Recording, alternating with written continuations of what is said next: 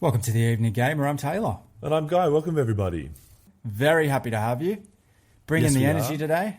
We certainly are. I'm off the hook. No reviews from King T today. It's all Guy. I was about to drop a gamer tag there. Well, you can drop it. It's all Ginix. It's all me today. I'm it's on all the hot seat. Ginix. And I'm going to steal the agenda from him as well. Save the amount of words coming out of your beautiful radio voice-like mouth, Guy. I'll save you the trouble. The agenda today, episode 57. Now, shut up. We're doing a review. We're back to our roots. Hades 2 is the game, which is a new release. Guys talking everything Hades 2 today. Few other things on the run sheet, though. Surprisingly, no corrections. We had a bit of a somewhat turbulent episode in terms of opinions last time, but we're just going to brush the slate clean. Start again, episode 57, so no corrections. We're going to talk about IGN and BF6, Battlefield 6. Then, of course, we've got the Hades 2 review, and we also want to roll out, or at least get your thoughts on, our not new rating system, but a few changes to how we're reviewing games now. We've tweaked things up a bit. We have, and I certainly think it makes sense based on the spread of games that we talk about, from FPS to MMORPGs to obviously story games over the shoulder. We kind of, in terms of our gaming palette, have a lot of different tastes in there, so I think this rating system is going to make a lot more sense. It is. I'm happy with it. You know, T and I have put our heads together, and I think we've worked it out to a place that we're pretty proud of, and I think it makes sense. And anybody, when we walk you through our logic, you're going to go, "Yep, that is a better way than what we were doing previously." That's it. And bear with us as we figure out remote podcasting, and we're going to continue working on that cadence, pants off podcasting, if you will. Is that okay? I was wondering why you're referring to it like that. So, T, are your pants off right now? Is that what you're saying? No, they're not. Are we back in the gay bar situation here? I wouldn't say I have, walk out into public pants on, but I got pants on. Okay, good, nice. I'm happy for you. Let's say this: if I was to stand up, it would go to chuckle, but there's pants there. So it's not pants off gay. That doesn't sound as good as I think you may think it does. I've just got a Borat suit on. That'd be hilarious. Jeez, okay. Well, yeah. I'll tell you what as well. Okay, yes. Hang on. Jumping between your camera and mine, this is the last time I shave before recording. Okay, this is a nuanced responsibility right now, and that responsibility is not looking like a fucking 10-year-old. When we record, you've got some stubble. Podcast. I could see some stubble. You're rocking a bit there. Yeah. I don't mind my beard, but this isn't like a 5 o'clock shadow. This is like a 2-day shadow. Oh, I was going to make a joke, and it's a 5-day shadow, but no, if it's a. Fuck you. That's harsh. I've been teasing you about that for years. I don't mind my beard. It's a bit patchy, but you're looking way more tan than I am. I got to work on that. Let's hook on in, because I know you got a few talking points you're dying to get to. Yes. Well, so the game everybody's talking about at the moment is Sonic Racing Cross Worlds. I think it's Is it? No, first I've heard. So Battlefield 6, that's what everybody's talking about. EA, of course, have dropped it. It's come out of the early access or whatever it is, and everybody's raving about it. It's looking good. T, have you ever done the Battlefields? I'm not sure if you have. I used to play. So Battlefield was like actually my first shooting game, and I would have been like 10 or 11. Yeah. And I remember I think my dad got it with a new desktop he purchased or something like that. It came with because you remember way back when you had to install Microsoft Office with discs. And somehow either he was a gamer and he's not telling me. Well, he games now, but fuck, maybe he was a BF legend, who knows. But he had Battlefield on there, and I can't remember which one it is, because I know they dropped Battlefield 1 a number of years ago. Or I don't know if that was a remaster or what. So chronologically, I'm not versed on how these games work, but I am familiar with Battlefield. I think just for me is when I tried to go back a couple of years ago and play Battlefield 1, I think I picked it up at a point in time, maybe like 6 to 12 months after release. Yeah. And I know those games, they're quite large in terms of the player base that play and how many gamers you need in the lobby to actually launch a game. So I experienced kind of like long waiting times for games and being significantly leveled down early, and it just didn't like hit the ground running for me. But I mean, it's always been there and about Battlefield. Like it's always been around. So keen to hear what everyone's saying about it. Well, yeah, I mean, so everybody's raving about it at the moment. It looks to be quite the drop. And, you know, the Battlefield series has always, in my view, been the Call of Duty counterpoint, you know, of sort of maybe the two largest kind of first-person shooting online video games of the better part of the last 20-odd years.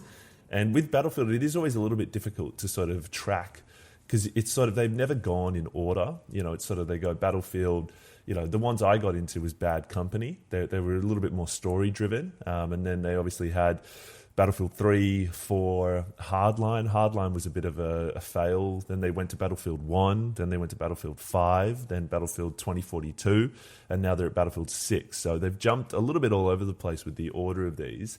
But we are, yeah, you know, it's looking good. And what I was going to say to you, T, obviously in the last episode, you, to be specific, sort of gave Call of Duty a good ringing, deservedly so, is to check it out. You know, I think you should get it, you know, and give it a review. Obviously, in the later part, not obviously, but soon we're going to talk through a bit of our new rating system.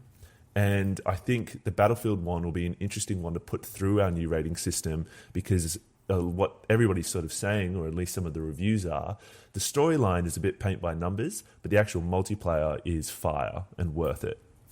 Yeah. Well, as enjoyable, a few things there, but as enjoyable as some of these stories are in the FPS games, it's so hard to avoid the paint by numbers.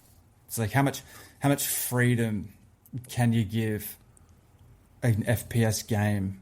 You know, it's first person. It's, I think when it comes to the storyline, you got so much freedom. I mean, think about what Call of Duty has done.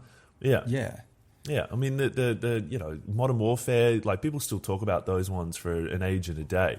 You know, so like I think that the storyline can be good, but at least some of the criticism has been around the story. But when it comes to the actual multiplayer aspects of it, they've done really well. You know, and we've touched on the destruction in the past.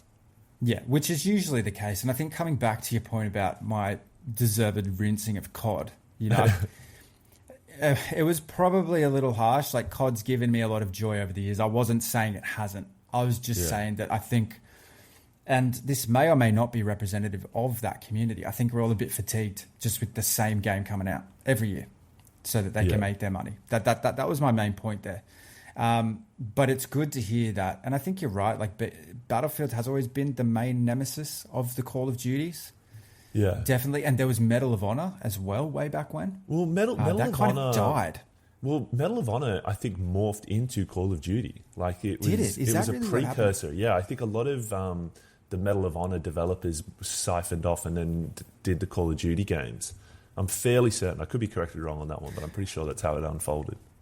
It would make sense. They translate, you know, especially from a story perspective, how they rolled out their storylines. I remember playing the Medal of Honors, and I'll say this: there's strikingly strong similarities between those two.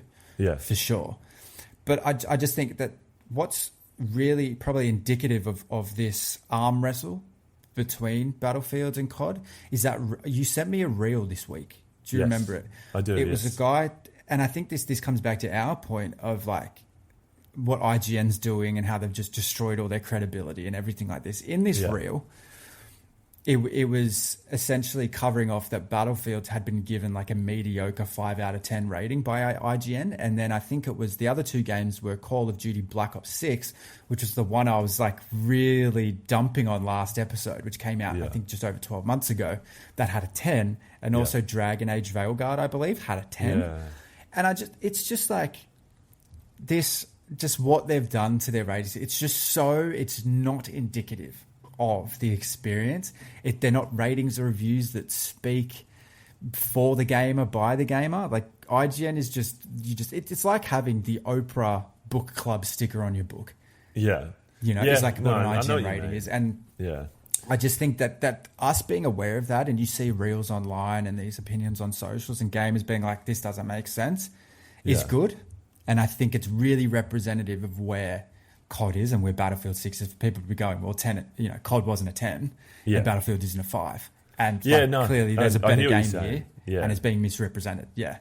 It's interesting. So, like, Battlefield looks to have split, or IGN has looked to split the Battlefield review. So they've got a Battlefield 6 campaign, which is the 5 out of 10, which we were just saying the reviews were a bit harsh on their campaign.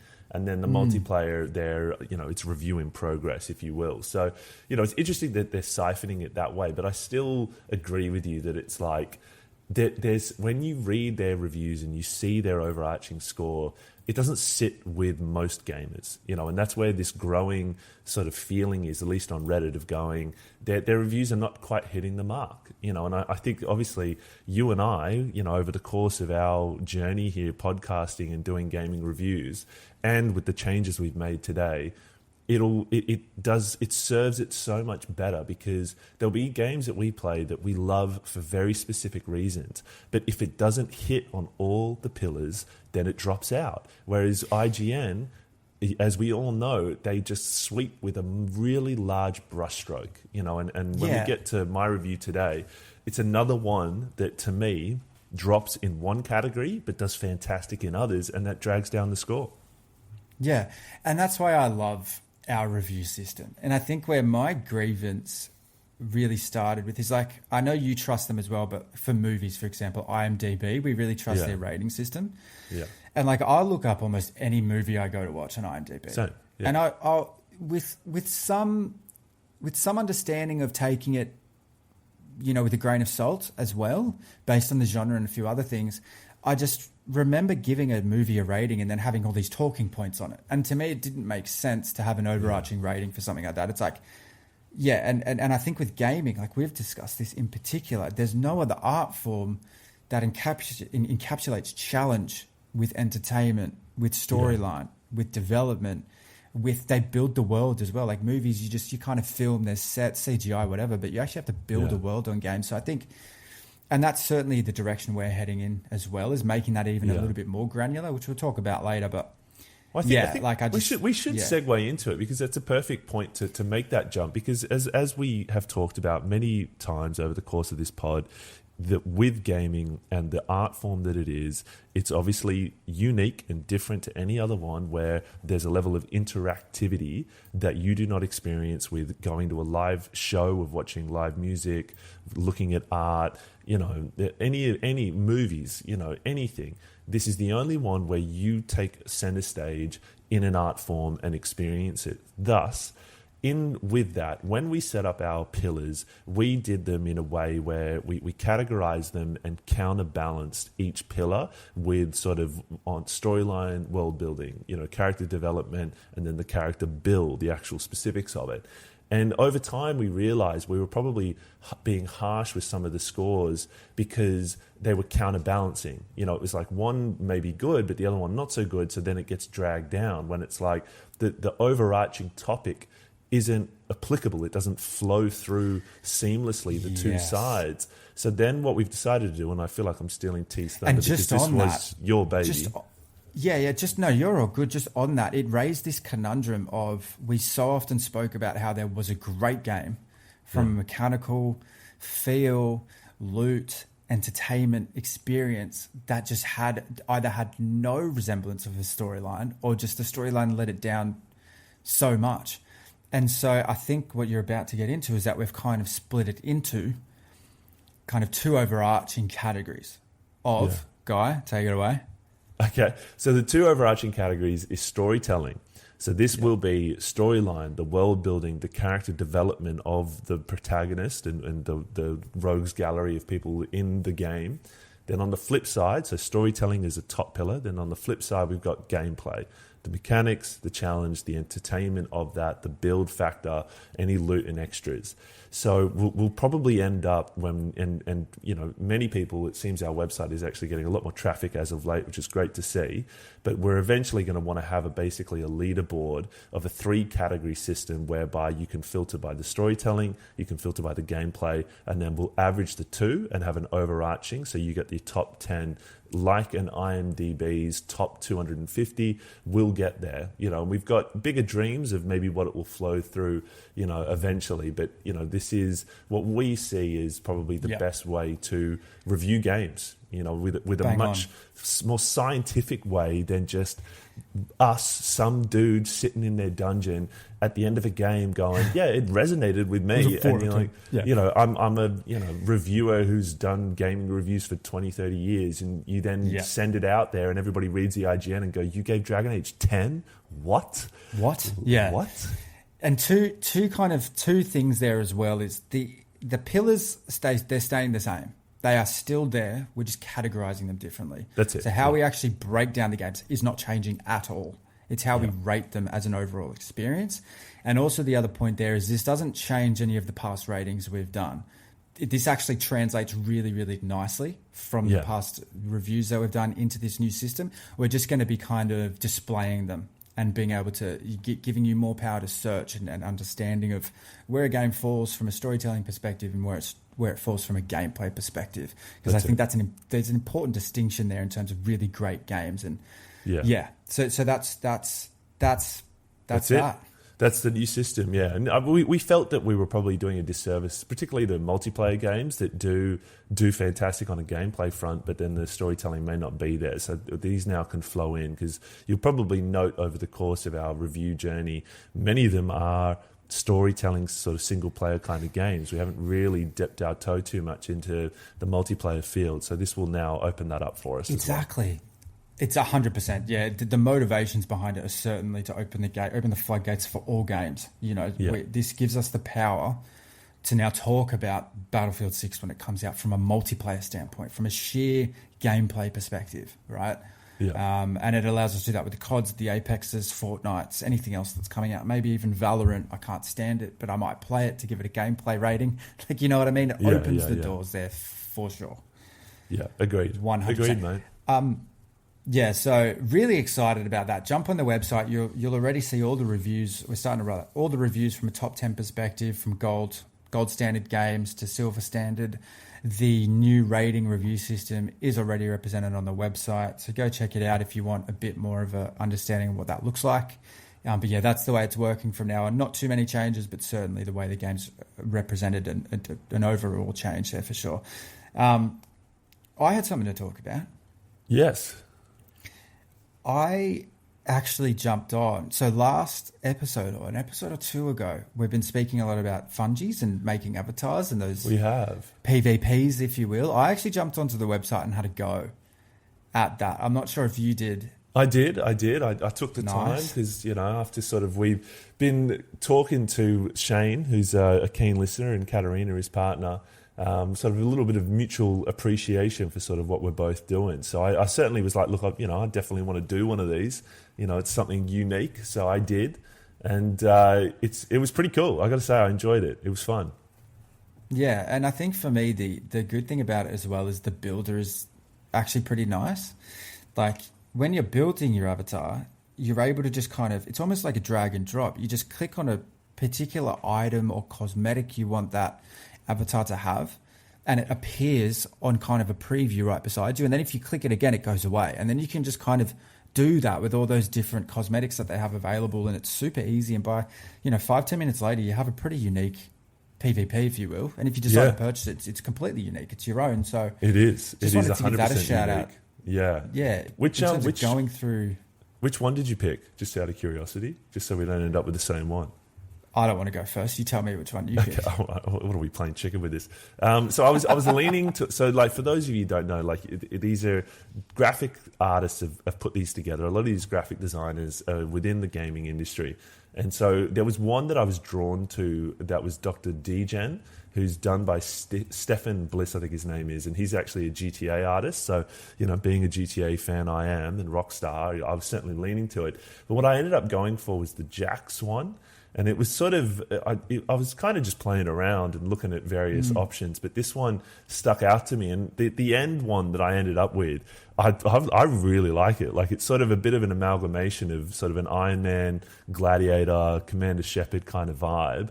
And he sort of could live certainly within the Mass Effect universe. So I did drop my gamer tag earlier, Ginix. I'm opening it up if you want to add me or whatever, see what games I'm playing. Feel free, and you'll note my DP is Jax from Fungies. It is pretty cool. It's pretty cool. Actually, it looks pretty cool. Yeah, I went Void I went Void because it looks very similar to Wraith, who I play in Apex. Yeah, and just he has a kunai and stuff like that. So I enjoyed building one for Void, but won't talk about it too much more. Look, jump onto Fungies. That's FUNGEES.io.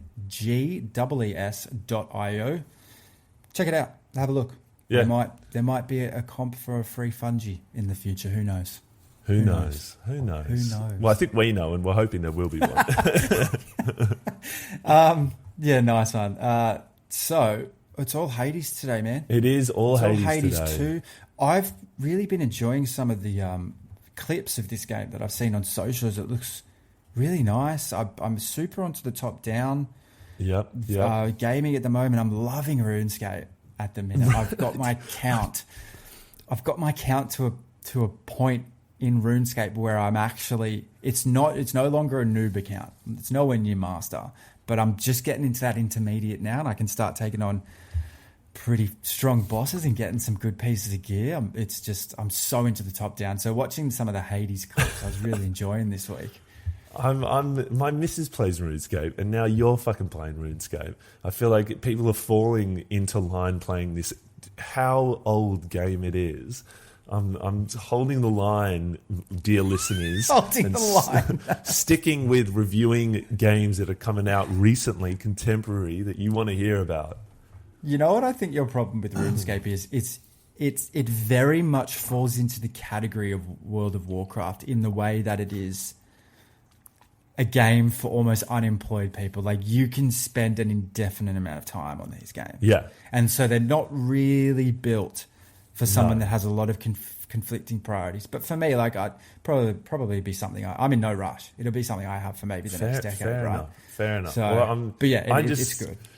All right, okay. Well, we'll take it off air, and I'll try and persuade you not to fall into the world of it. But anyway, so getting into your full review of Hades 2, I thought it would actually be maybe a little bit funny and helpful to just read a few Steam reviews on this game. Okay, all right, okay. Overall, very positive. Yes. From the community, which is really great. But I found a few funny ones or actually we can read them live here together. Someone said you can kiss the frog. I'm hoping you understand what that means. I know exactly what that means, yes. Side joke.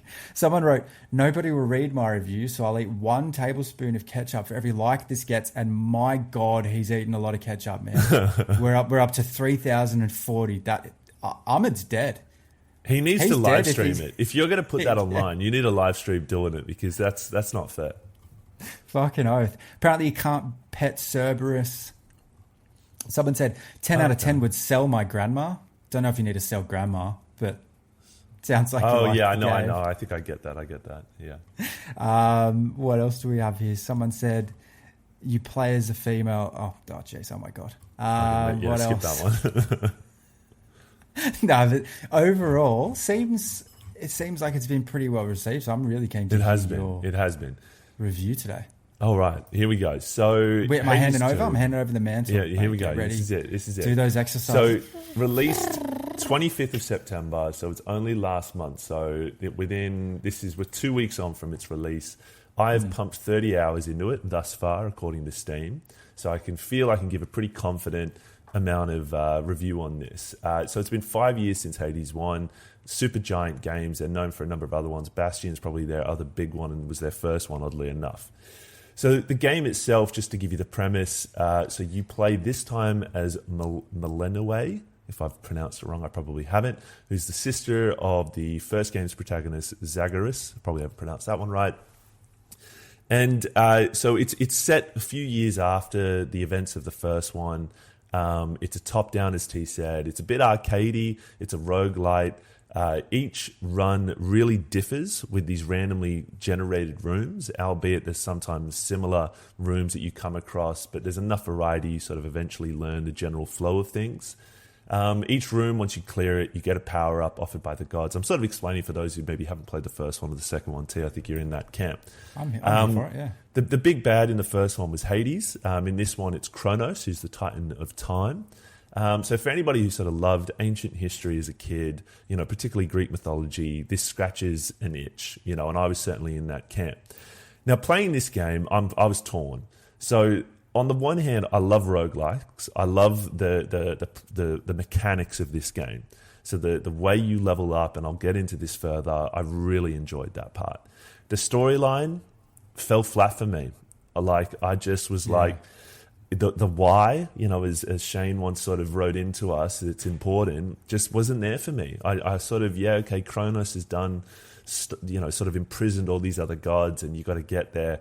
I just found it as like a lot of conversation that I was just clicking through quickly because it wasn't adding much content, much value, much sort of interest to me. I was like, okay, cool. You've sort of got to engage these gods as they give you levels up, and there's sort of a crew of people back in your home base. But it's just, meh. Like I just sort of found myself going, I'm not intrigued. I'm not interested in what's happening here. I'm far more interested in getting back into the run. Yeah, what's interesting about this is I just had a thought, because I don't think...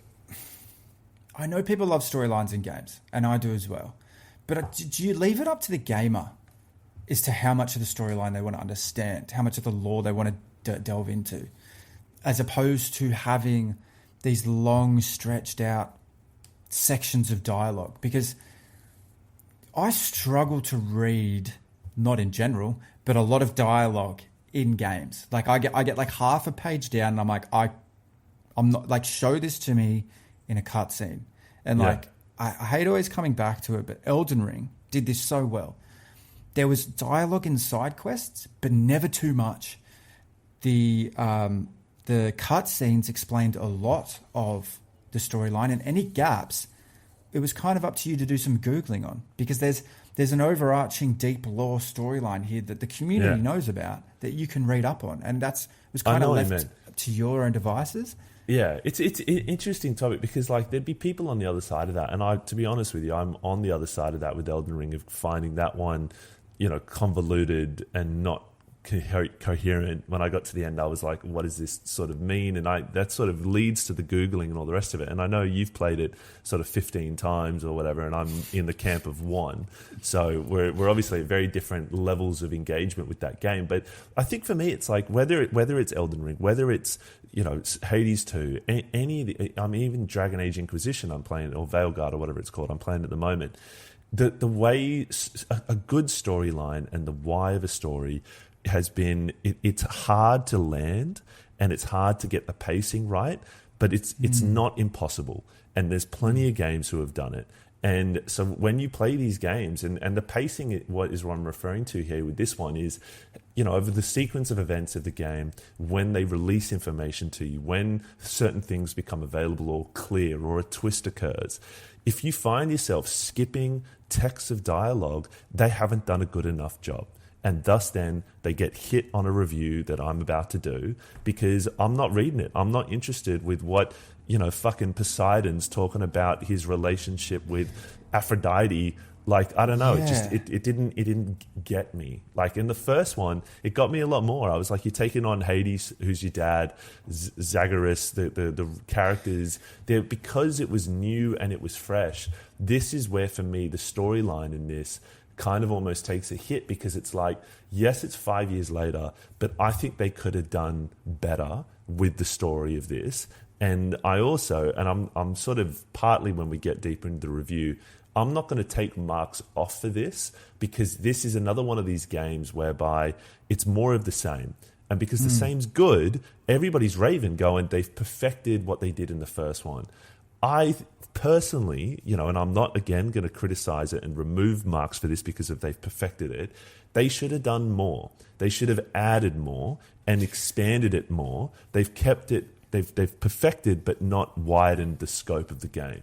Which, and people may fight me on that one, because they'll say, no, well, what about this and what about that? And I'll say, yeah. But I've got a couple of ideas that I'll pitch to our listeners to say, this is maybe how I think you could have widened it a lot better. And I think this game then would have put it in the league of Game of the Year conversation, because I don't see this beating Expedition 33. I'm sorry. Yeah. I don't see it happening. And I think that's a great example, is having it beside Expedition 33, because their cutscenes in Expedition 33 are fantastic. And Brilliant. I just had a thought as you were talking there, as to, I think it's very difficult when you jump between different art forms in the same story, I think is probably the best way to put it. Okay, so if you're reading a book the whole time. Your imagination is flickering off the whole time. With games and movies, you've been given the scene. You've been drip-fed the characters. You know what they look like. It's not your own interpretation of that description.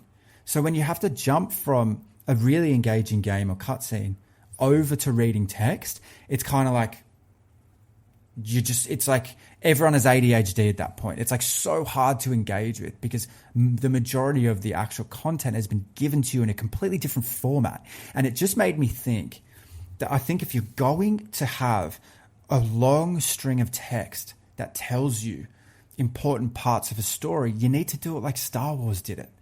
At the beginning, you have the yellow text for maybe that's 3 pages, which kind of say, hey, this is where we're at in this war. This is why this episode is important. This is what's happening. You almost like, you know what I mean? Like giving I know you what that you mean. kind of, and then it's just everything from then on is just movie, right? You never go back to the yellow text. And I think that's the way to do it. But I think this other way of like, if you're gonna have a really engaging story and make me jump between some cutscenes and mostly reading, it's never gonna. The cadence is off. The timing is off. It's never gonna like hit home. At least for me. I'll play devil's advocate with you on this one because, you know, Star Wars got panned when it got released for that yellow text. People were saying, what lazy storytelling for not visually show us. We're here to see a movie. We're not here to read the text. So there's a lot, and it's still to this day, there's a flip side of that argument. I agree with you, though, in terms of the momentum in a game where you're playing this thing and then you kind of stop to have a chit chat and a chin wag with an NPC and you're just reading dialogue. It kind of breaks the flow and the pacing you're in, and it's particularly a game like Hades 2 where it is really fast paced at times. In this game, though, because it's so fast paced, the break when you get back to base to have those little chit chats kind of relaxes you a little bit and kind of... Yeah, it's kind of like the cool down, the warm down. It's the cool down. That's it. You're 100% right. But I think you and I are both of the type of gamer that likes cutscenes, and we're evening gamers. But I think there'll be a huge proportion of people out there who go, no, I'll play a rogue sort of, rogue trader game. This is like Warhammer Rogue Trader. I remember seeing this game.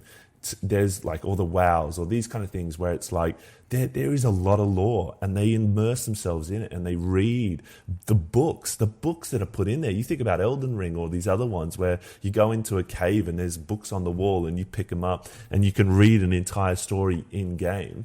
So there's plenty of people who buy into that sort of stuff. But we're on record of saying that's not us. But nonetheless, regardless of how they provide the information to the consumer, it's what I'm criticizing is what that information, because the content to me didn't land. I didn't care whoever this Kronos guy was that I was going after, or this other big bad that you hear about in the game that I did take on at one point. I was just like, I'm playing this game because it's so addicting. The mechanics of it was so tight, so good, that the story didn't even matter really. It was irrelevant. I was like, I could be killing Zeus for all I care. Like, I'm just enjoying the fucking journey here. Yeah. Yeah. I also think that, what was I going to say? Oh, fuck, hang on. I'm going to mark here. I had a thought. Give me a sec. Okay. Oh, come back to me. Where did you go? That's right. Okay, ready? Yep. I also think there's some benefit in leaving small gaps in a story. Like, there's some benefit there. Let me fill it in. Yeah. I don't need to know every single detail of every single conversation that has happened behind the scenes here, and I especially don't need to be reading it. Mate, so there's some benefit there. What you've just said is literally your favorite director's way of directing. That really? Is Quentin Tarantino, and I'm joking and saying your favorite director. He does that all the time. So, like, the best example of it was Brad Pitt in Inglourious Bastards has the rope burn around his neck, and you never find out how that happened. And he just allows these these characters to have backstories or events to occur that you never actually see on camera, but your imagination almost does the heavy lifting for you. So as a storyteller, it's not necessary to provide it. So it's genius storytelling, really. But anyway. Yeah, and I also think one more point on this before, because we've gone off on a bit of a tangent. We've gone on a huge tangent. I'm reviewing Hades too. I've lost track of where I'm up to.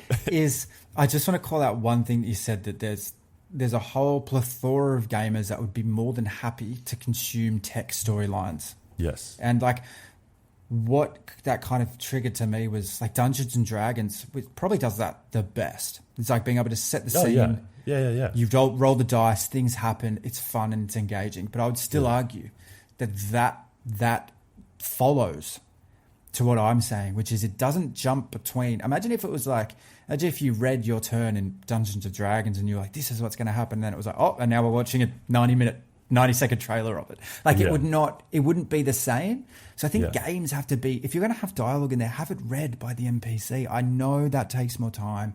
I know you have to pay voice actors, but like, that's just, I think it's difficult sometimes to jump between so much watching, reading and hearing. Do you know what I mean? So I just think if a game can try and stay as consistent as possible with how they roll it out in terms of the format that they use, I think it would serve them better.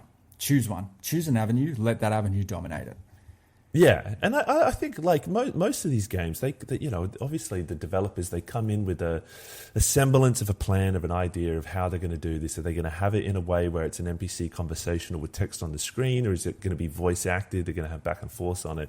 Like, whatever your style of enjoying that, and I've played vast varieties of how they do it.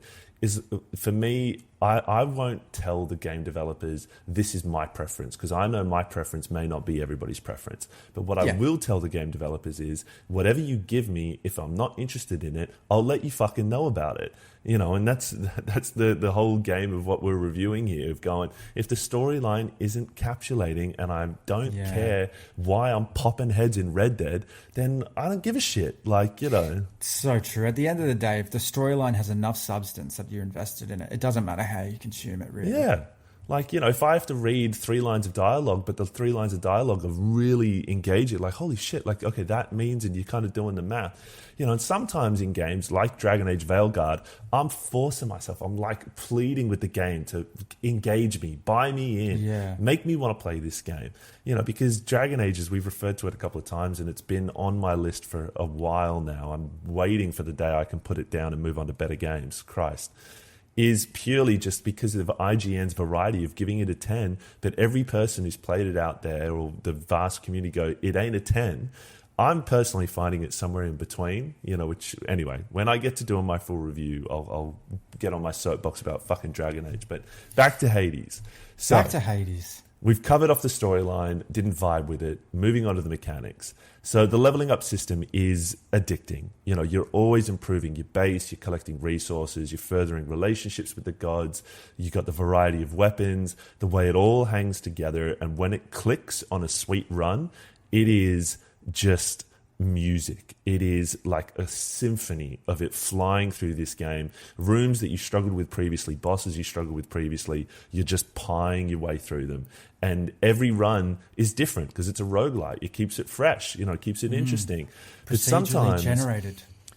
Yeah, but sometimes with roguelites, when you finish a run or you die in a run and you have such a perfect build, it can be demotivating. You can kind of go, shit, like I'm back to square one. I've lost all the progress and the upgrades. But what Hades does really good is that it never quite plateaus. So Hades 1 eventually gets a bit grindy, where you're like forcibly having to use certain weapons and you get the combinations. And I found myself at a certain point going like, I kind of get the gimmick of this game, and I'm not really the next fruit, the sort of, to lack of a better term, where, you sort of dangle a cookie in front of somebody to make them run faster or whatever. The danglings in Hades 2, I know it's terrible. Yeah.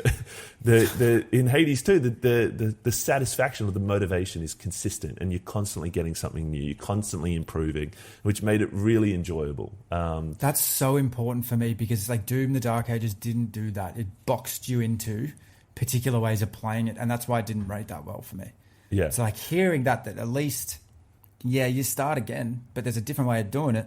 That's fine. Yeah, exactly. So there's tarot cards, there's different weapons, different skills, different mechanics. And, because of the way these games operate, you're on your controller smashing the inputs very fast at times, like hammering it really quickly. And, for me, with my hands and years of gaming, after about 3 hours, I was like, I'm getting RSI. Like, this is my hands are sore as fuck. And so there's an option in the settings, in the whatever it is, of turning on God mode. And this God mode is unlike any God mode I've ever seen before. So, most times you hear a God mode and you think, right, you're invincible, you can't die. All this God mode does is give you damage resistance at a 2% increment every time you die. So you start off with whatever the baseline is. Yeah. But very progressively as you lose, it goes up by 2%. So it kind of speeds up the game and the progress. It makes it a lot easier, a lot of less grind, but still challenging, which I really appreciated. It's like them saying, we want you to be entertained and challenged here, but we don't want you to just die. We don't want that to be the only thing that happens. Well, like it's sort of giving you the option, it was nice because, games like this, it's like, some people play the Elden Rings and the Sekiros and all the rest of it for the challenge.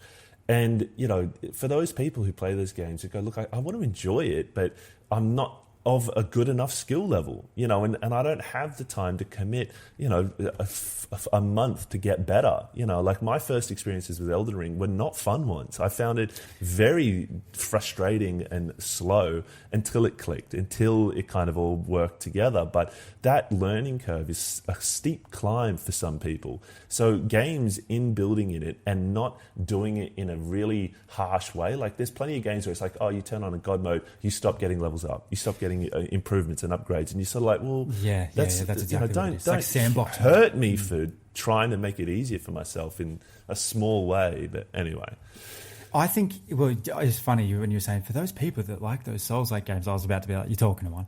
But yeah, exactly. Yeah. I think it sheds light on that there's different skill sets for gamers.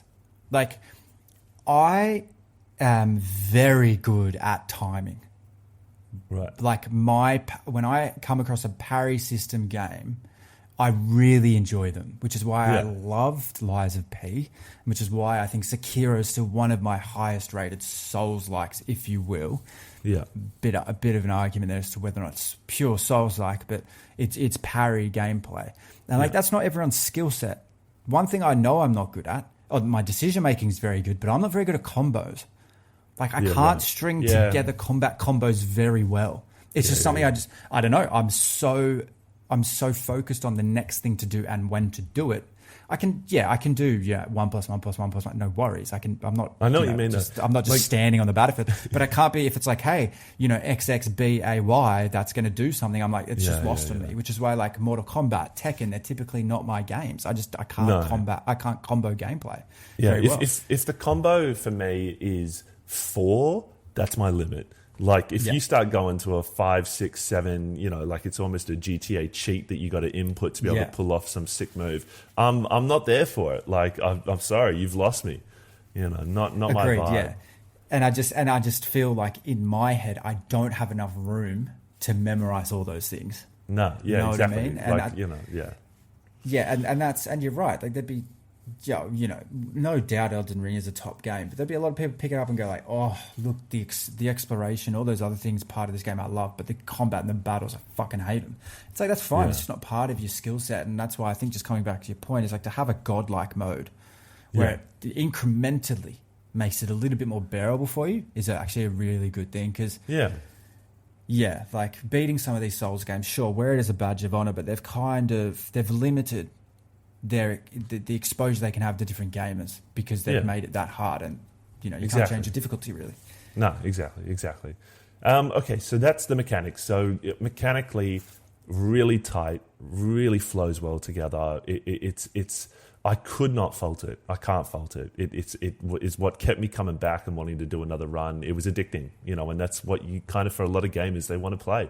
A game that really puts the hooks in and you enjoy it. So moving to challenge and entertainment, It is challenging, as I said with the God mode, it takes the sort of the grunt out of it a little bit, but it's still challenging, no matter which way you want to play it. What else was I going to say on this? Sounds very entertaining with the procedurally generated fights, the builds, everything like that. Sounds like a dull moment. No, yeah, I mean, and it's certainly entertained with the sequence of the rooms you go into and how you clear it. It is good. So it's challenging and entertainment-wise. Again, it's another hard category to fault the game in. Yeah. The progression of it all, how it was challenging, it was good. It's great. I think we've spoken a lot about it as well. So I think you can probably bypass that and just say, based on all the things we've already discussed, yeah, exactly. It's a We did, pillar. I put the God mode stuff in there. So moving to the build, this game is all about the builds you have, and the synergies that you roll through, and it.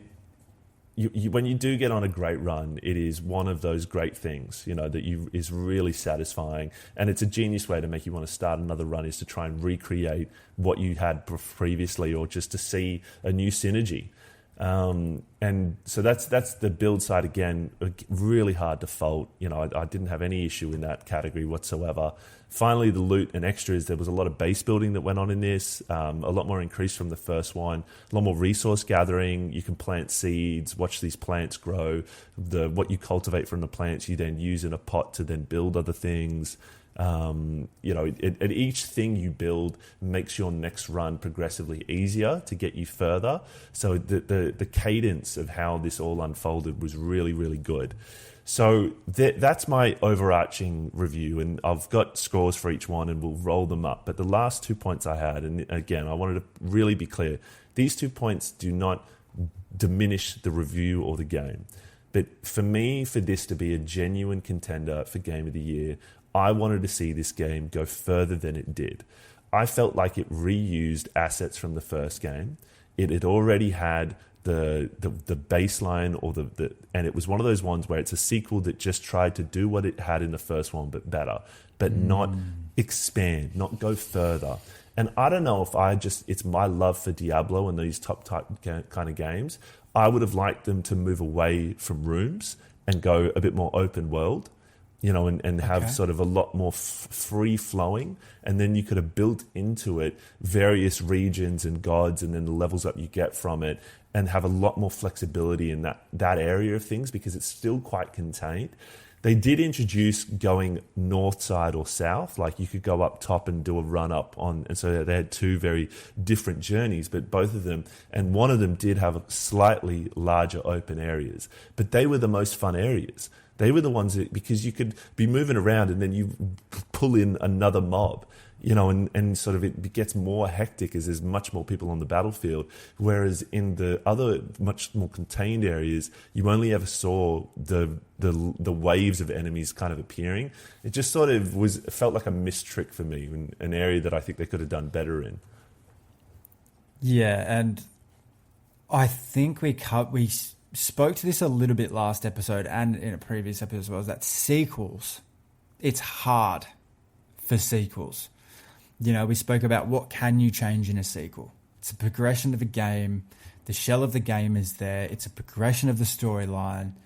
Do you know what I mean? It's almost, I actually said in our previous episode that you fall into the trap of a new game almost being like a DLC plus. Yeah. Which it sounds like may have been the experience here. Would Hades 2 have been better as a DLC? I get it if the file size and the amount of hours you're asking for probably qualifies it for a new game. Like if you get into the 30 plus hours, I would argue that's far too long for a DLC. Probably. You're probably looking at 15 to 20 max for a DLC, because the price point's like $30. People, and also I think people start to get fatigued with the DLC. It's like I kind of actually just wanted to know what the story was here and get it over and done with. I didn't want to actually play a whole new game. So maybe those things qualify it for a whole new game.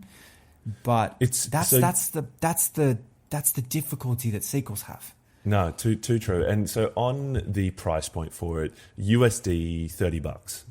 So we're not talking $100. So in a way, the way they've priced it, they kind of know that it is a little bit of maybe a 1.5 or 1.9. It's sort of a sequel, and it is a bona fide sequel. Like, I don't want to do it under, But, and this is, again, my preference, which is why I'm not review bombing it off just what my preferences were. But I felt that if they wanted to contend for Game of the Year, I wanted to see something that did a whole nother step up, not a half step of just improving and perfecting the first game. So that's 100%. That's my fucking thing on it. And like, if gamers, developers, and publishers alike want a very good example of the differences gamers are looking for in sequels, you don't need to look too far. Rockstar is the best at it. Look at Red Dead 1, look at Red Dead 2. Like, that is how you rewrite a sequel. Or not rewrite, that is how you reanimate a Game of the Year nomination, almost. Yeah. It is exactly like that. Not only is there a fresh storyline, the only thing that is consistent between those two games is almost the period. It's like a period drama. It's in the same time with kind of the same, some overlapping storylines. That's how you do it. Anything else where you release a sequel within a couple of years of the previous game and you keep a lot of it the same, it's always going to fall into the trap of potentially being marked down because someone goes, this seems really familiar, and there are some parts of that familiarity that are fantastic, don't get me wrong, everything you've mentioned there, but there's also a few things I wish you did, which was, i.e., moving away from rooms, making it more open world. So, yeah. It's obviously very specific to me, and that's just in my logical next step of where I thought they could take that game. But there'll be plenty of people out there going, no, look, perfecting what they've done in the first is sufficient. You don't have to reinvent the wheel each time. But anyway. Exactly. So to wrap a fucking bow on this thing. So storyline, character dev, I gave it a 6.5. I wasn't engrossed. There was a story. It was there. I think some people would like it. It didn't really pull my heartstrings or make me read text a lot more than any other game. The mechanics, straight 10, faultless, fun as fuck. It was Hades 1. At times I felt maybe there was an input lag and you'd sometimes die. And this one didn't find any of that. It was clean, was tight, was fun. Challenge and entertainment, I gave it a 9.5. Just purely maybe a minus 0.5 on the entertainment side, but otherwise really challenging, very entertaining, very engaging. Build 10. So you remember, just to hang on Bill for 1 sec longer, how I said before there was two things that I felt that they could improve on this? The other way they could improve it on it, again, maybe a bit more of my Diablo thing, is have numerous protagonists you could pick. Bring back Zagreus and then have Menenaway, and you could pick between the two and they have different movesets. That, I think, to me, would have then also progressed this better, because then, he might be a bit of a sort of an assassin type and she's a bit more sort of archery. There's a way you could have done it to have, archetype set builds, because each of them had different weapons that they would use, but maybe how they maneuver or whatever. You could have done it differently and retained it, or put in a different that resonates one. with me. Yeah. But that is, again, a bit more Diablo-y of sort of a barbarian and an Amazon and this or that, but whatever. I mean, they're similar games. Like, they're so similar. There was similar style of that top-down sort of thing. Yeah. But anyway, I won't, hang on it. And then loot and extras, I gave it a 9. All the base building stuff was pretty cool. I enjoyed it. The planting of trees and etc. No issues there. So pulling it all together. How this works now. Yes. Yeah. You take it over from here. We've got the scores. How this works now is we tell you what the rating is for storytelling. We tell you what the rating is for gameplay. But we also obviously have an out of 10 score for all of those pillars. So, storytelling for Hades 2 comes in at a 6.5. It's obviously just that pillar alone, with the character development and a few other things built in. Gameplay, it comes in at a 9.6. So, from an entertainment, mechanical, loot, extras, world build perspective, really great, really, really great game. Sounds like the storyline kind of sucked. Yeah. Now, all of those pillars, all 5 of them, they come in at a 9 out of 10. So overall, this is a 9 out of 10 game. Storytelling 6.5, gameplay 9.6. That's it. That's it. That's Hades 2. So if you're wondering, okay, where does this fall on the leaderboard? Well, it's a 9 out of 10. Essentially, we think this is a gold standard game. Hades 2 is worth a play. It is, but especially for that price point. Storyline, you're not going to enjoy it that much. No, yeah, it's not going to blow your socks off, but it is for that price point, for the entertainment value of it. The fact that I've pumped in 30 hours in the span of two and a half weeks or whatever it is, it's worth picking up, and it is fun to play. So how good we've done it again, and this is almost going to be our second longest episode. I think we're coming up to an hour. Fucking hell, we don't have to carry on. So my homework is I'm going to finish Dragon Age Veilguard. I swear to God, this game has to finish. I'm sick of it. I got to clear it off my list because I want to go on to, Ghost of Yotai, Mafia, this. There's a lot of good games that have come out as of late that I want to sink my teeth into. And your homework, my friend, is to get on Battlefield 6. Yes. This is like you making me go watch Weapons. I'm saying to you, Battlefield 6 has got to be on your run sheet. Battlefield 6. I'll get on there. I am in the US for the next week. Okay. All right. Okay. I will. I'm off to Houston for work. Should be good fun. But RuneScape's be safe, my friend. Be safe. I'm not. Yeah, thank you. I'm not taking the rig. But yeah, Battlefield 6 is on the hit list for sure. There's a lot of good things coming in future episodes. I've got Liza P. Overture, Silk Song still in the works. We've obviously got Battlefield 6 to talk about. Guys, getting to jump into. What did you say you were going to jump into? Ghost of Yotai, Mafia, the Old Country, which is almost sequel-esque as well. So that'd be interesting. Oh yeah. But most importantly, don't be an NPC. Keep leveling up. Thanks, everyone.